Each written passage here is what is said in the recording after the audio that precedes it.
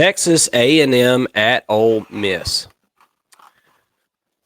This is a big game in the SEC West, and it feels a little bit like Texas A&M has been coming on a little bit here lately. I know Texas A&M fans probably hate it, right?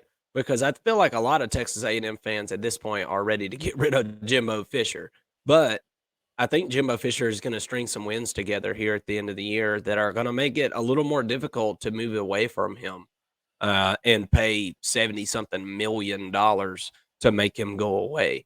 Um, in this game, you got a couple, obviously a couple different situations at quarterback. You got Max Johnson, who was kind of thrown into the fire this year, although he has had plenty of experience. And then you've got Jackson Dart, who prevailed in the quarterback battle for Ole Miss this year, in a quarterback battle that had some veteran guys there, but has look. I mean, he's proven himself to be a very good quarterback this year. 2,080 yards. He's got 14 touchdowns, 4 interceptions, and that's not even to mention the rushing yards and rushing attempts that Jackson Dart has had. So, what do you think about Texas A&M headed to Ole Miss?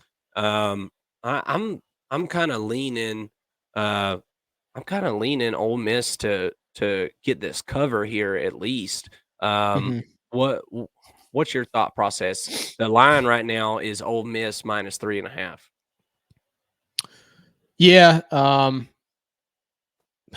I'd like it at 3, if you can get it. Yeah, If you feel comfortable in that Ole Miss play. This is a pretty close game to me, at the end of the day, but the way I break this down, Ole Miss, their offense is led by their rushing attack. A lot of people maybe don't realize that, because it's a Lane Kiffin offense and they just think Lane Kiffin, good offense, they must pass the ball a lot. But it's really led by, Quinshon Judkins, Ulysses Bentley, the fourth, and actually Jackson Dart. You mentioned his passing proficiency. He's actually been a really good runner too, and you mentioned that as well. But the problem with that in this matchup is that Texas A&M has done a really good job at stopping the run.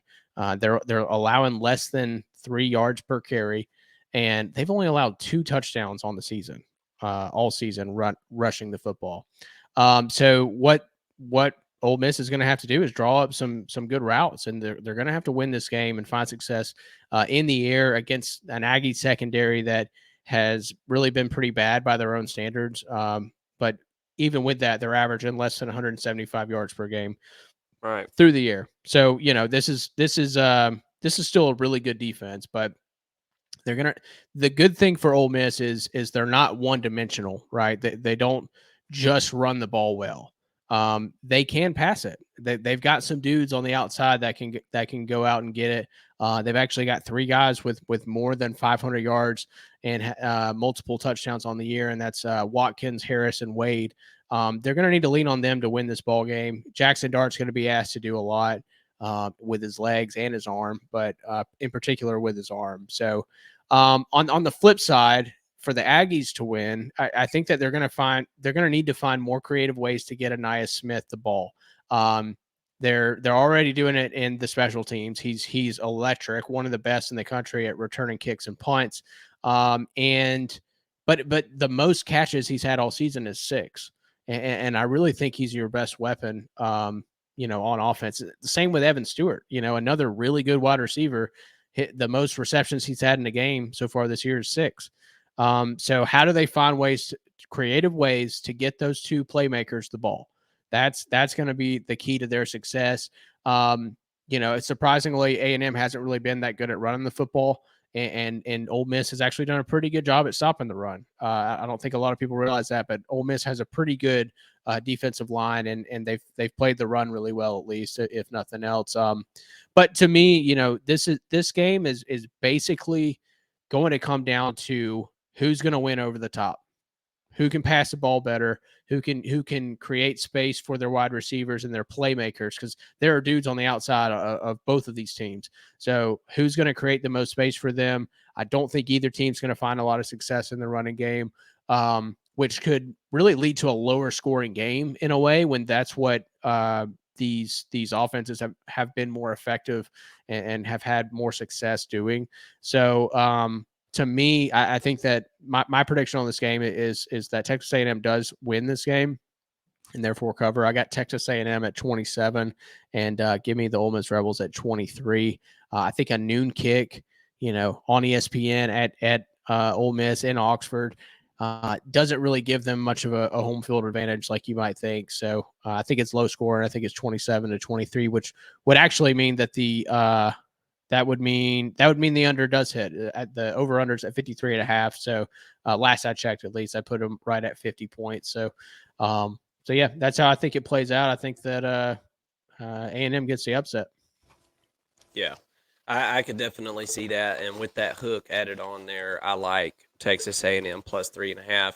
Yeah. Um, I mean, if you look at some of the past few games that Ole Miss has played, uh, they definitely took care of business against Vanderbilt, which that's not much to hang your hat on. And really, honestly, they only scored 33 points against Vanderbilt, but 33 is enough to win a ball game, so I'm not going to fret on that too much.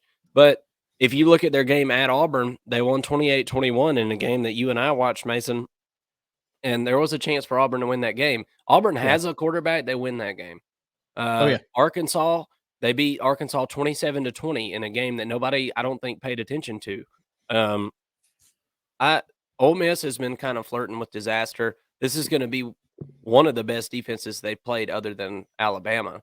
Um, and I like Texas A&M here to get that upset as well. I think that they could win this game outright, but give me the points just in case there. And this will be one to watch. The line will be one to watch as the week moves on. The over under is now at 54.5, so it's actually going Moving up. up. And I think that's probably even obviously better for the under if you're thinking about hitting the under on this game.